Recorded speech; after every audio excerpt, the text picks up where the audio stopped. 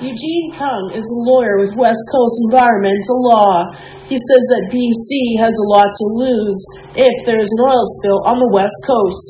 Obviously, the increase in risk by sevenfold in terms of the number of tankers with diluted bitumen as cargo is something that's of grave concern for many residents of this area. It's something that the National Energy Board was supposed to have looked at again in their redo, and in my view, that was another flawed process, unfortunately.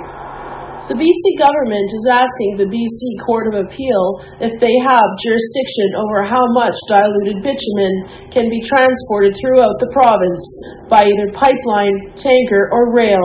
If the Trans Mountain Pipeline is approved, there will be an increase of 400 more tankers moving throughout the Salish Sea, with daily tankers carrying close to 1 million barrels a day.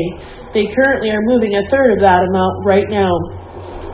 Joe Foy works with the Wilderness Committee. He's also concerned about the potential risk for BC.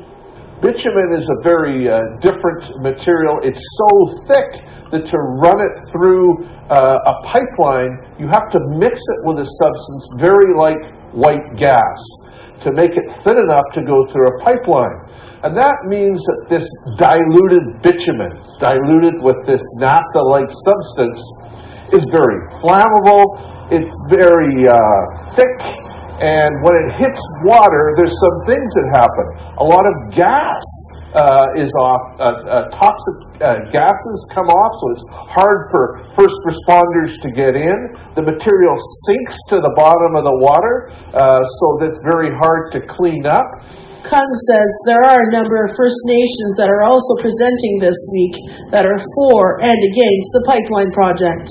Supporting BC is Haida First Nation, Heiltsuk First Nation, as well as the AFN and Little Shuswap First Nation. On the other side, we have Lax Kw'alaams, Songhees, and Suk, I believe, and Beecher Bay all together. And they are the ones who are arguing against these regulations. The 5-day hearing wraps up this Friday. That will determine if the province has final approval on how much bitumen can flow through these waters. Tina House, APTN National News, Vancouver.